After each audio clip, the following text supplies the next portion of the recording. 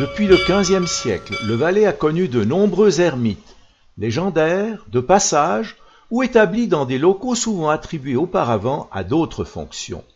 C'est aussi le cas de l'ermitage de Longeborgne, niché en partie dans la paroi rocheuse, sur la rive droite de la Borgne, rivière qui arrose le Val d'Airain en Valais.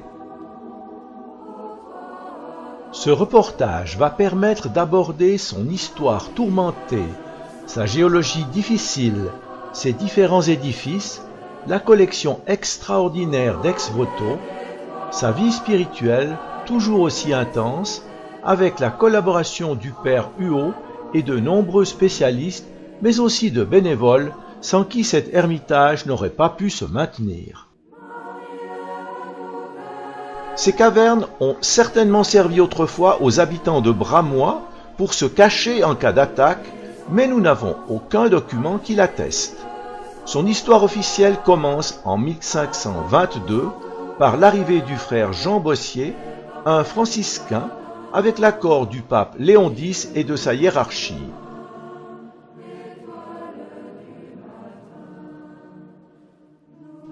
Avec l'aide de 5 à 6 religieux, il va aménager le site, créant 2 chapelles en l'honneur de Notre-Dame de la Compassion et de Saint-Antoine de Padoue.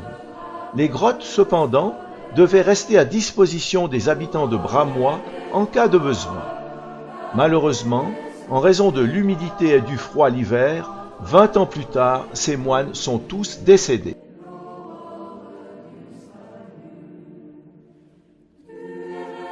En 1657, un diacre du tiers-ordre de Saint-François vient à nouveau occuper les lieux, François le Gras.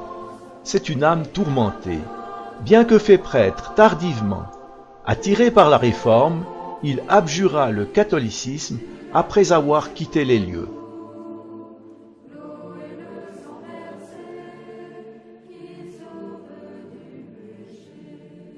Il s'ensuit une longue période troublée.